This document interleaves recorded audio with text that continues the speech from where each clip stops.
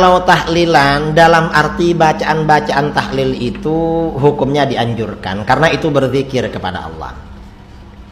Mungkin yang dimaksud itu sedekah makan, ya. Sedekah makanan di dalam mazhab Syafi'i selama 7 hari 7 malam, ya. Sedekah makan selama 7 hari tiap malam menurut mazhab Syafi'i. Kalau makanan itu murni dari keluarga yang meninggal, hukumnya makruh, tapi dapat pahala. Makruh dapat pahala. Kalau makanan itu sumbangan dari tetangga, maka tidak makruh. Bangsa kita kalau ada tetangga meninggal, satu kampung biasanya ngasih beras, ngasih uang, begitu kan, begitu, maka tidak makruh. Mestinya begitu. Itu mazhab Syafi'i. Itu 7 hari, ya. Kalau hari-hari yang berikutnya ya sudah hilang kemakruhan. Mengapa? Orang baru meninggal tuh biasanya kan sibuk, gak sempat kerja. Kalau sudah 40 hari, apalagi yang meninggal istrinya, mungkin dah kawin lagi itu. Jadi sudah beda lah. Bahkan fatwanya Syekh Abdul Aziz bin Baz, kalau sudah 1 bulan 2 bulan itu dianjurkan sedekah makan untuk orang tua. Itu mufti Saudi Arabia. Jadi bukan haram, tetapi sebenarnya makruh. Ini mazhab Syafi'i. Ada pendapat lain menurut mazhab Maliki, kalau itu tradisi maka tidak makruh, gak apa-apa. Itu mazhab Maliki. Ada pendapat lain, pendapatnya Sayyidina Umar bin Khattab dalam kitab-kitab hadis. Ketika beliau akan wafat, menganjurkan, menyuruh anak-anaknya menjamu tamu-tamu yang takziah. Ini Sayyidina Umar. Kita tinggal pilih. Ada pendapat lain, pendapatnya Sayyidah Aisyah radhiyallahu anha, istri Rasulullah SAW.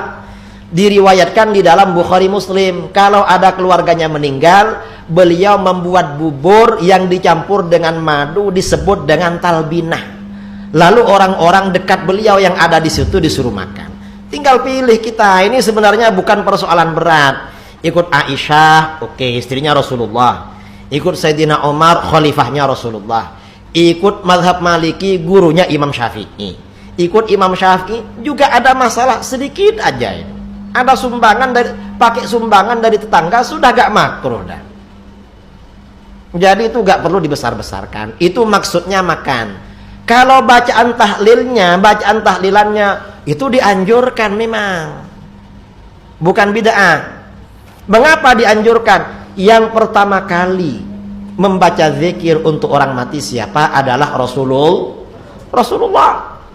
Dalam hadis-hadis riwayat Imam Ahmad, Imam Al-Baihaqi, Imam At-Tabrani, Al-Hakim At-Tirmidzi, sahabat Jabir bin Abdullah Al-Ansari berkata, kharajana ma'a Rasulillah sallallahu alaihi wasallam ila Sa'd bin Mu'adz yauma mautihi. Kami pergi bersama Rasulullah menuju kediaman Sa'd bin Mu'adz pada hari beliau meninggal dunia. Falamma shalla alaihi Rasulullah sallallahu alaihi wasallam, thumma dufina wa suwiya alaihi turab. Setelah Rasulullah mensolatkan jenazahnya Sa'ad, lalu jenazah itu dimakamkan, lalu tanahnya diratahkan di atas. Jalasa Rasulullah sallallahu alaihi wasallam fawqa qabri. Rasulullah masih duduk-duduk di samping kuburannya, gak langsung pergi. Faqal subhanallah tawilan. Lalu Rasulullah membaca subhanallah dalam masa yang lama. Subhanallah, subhanallah, subhanallah, subhanallah, subhanallah, masa yang lama. Fasabbahna ma'ahu. Karena Rasulullah baca subhanallah, para sahabat baca juga subhanallah, subhanallah, subhanallah. Setelah lama, thumma qala Allahu akbar.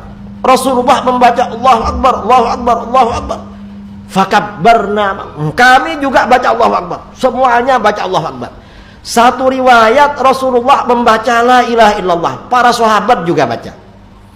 Setelah berhenti, selesai, sahabat bertanya, "Ya Rasulullah, malaka tusabbih fatukabbir?"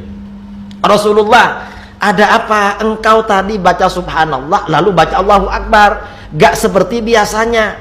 Rasulullah menjawab, apa jawaban baginda? Laqad tadayaqa ala hadzal 'abdis salih qabruhu. hamba Allah yang soleh ini tadi benar-benar dihimpit oleh kuburannya. Karena itu saya bacakan zikir hatta yufarrijahullahu an, hingga Allah.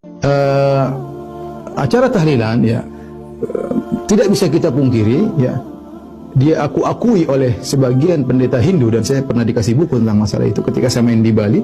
Saya dikasih sama seorang ustadz di sana tentang pendeta Hindu yang menulis buku, dan dia judulnya itu kalau tidak salah tentang tradisi Hindu yang ada di orang-orang Jawa. Maknanya seperti itu. Dia bangga, dia mengatakan lihat orang-orang Jawa mengadakan acara ya tahlilan, maksudnya hari ketiga, hari ke-7, hari ke-40, hari ke-100, hari 1000. Itu mereka ambil dari kita. Artinya dia berbangga bahwasanya ada tradisi Hindu yang masih berjalan di kalangan kaum muslimin, di kalangan orang-orang Jawa. Maka ini suatu hal yang tidak bisa kita pungkiri bahwasanya melakukan acara. Kenapa harus hari ketiga? Kenapa enggak hari ke-4? Coba. Kenapa enggak hari 39 kok 40? Kita pikirin. Kenapa enggak hari 47? Kenapa kok hari 100? Kenapa? Yang lebih menakjubkan sering sampaikan, bagaimana perkara yang Nabi tidak lakukan, para sahabat tidak lakukan, para tabi'in tidak lakukan. Saya aja berpikir logis, ikhwan. Nabi tidak lakukan, para sahabat tidak lakukan, para tabi'in tidak lakukan, 4 imam tidak melakukannya. Dulu tidak ada sama sekali, sekarang jadi wajib. Kok bisa? Logika. Dulu tidak ada sama sekali, sekarang jadi apa?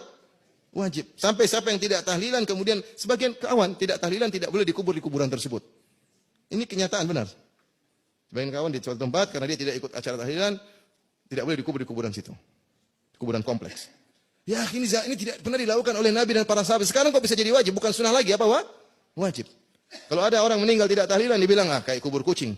Tapi Rasulullah dulu kubur putrinya, kubur istri-istrinya, kubur kucing semuanya. Tidak tahlilan. Sahabat dulu meninggal tidak tahlilan, kubur kucing semuanya. Bagaimana kamu mewajibkan sesuatu yang tidak wajib di zaman Nabi? Masih mending dibilang sekarang sunnah, ini bukan sunnah lagi. Hukumnya apa? Wajib. Buktinya kalau ada yang tidak melakukan, disikapi. Berfikirlah, ya akhi, ya ustadz yang ngomong wajib, mikir. Bagaimana tanggung jawabmu di hadapan Allah nanti? Engkau mewajibkan suatu perkara yang tidak ada di zaman Nabi. Dan kau memotivasi orang-orang masyarakat untuk memusuhi orang yang tidak melakukannya. Bagaimana tanggung jawabmu di akhirat kelak nanti? Bertakwa kepada Allah. Ini tidak ada di zaman Nabi. Terus kau bilang wajib, yang tidak melakukannya disikapi. Ngeri. Hidup cuma sekali, jangan spekulasi.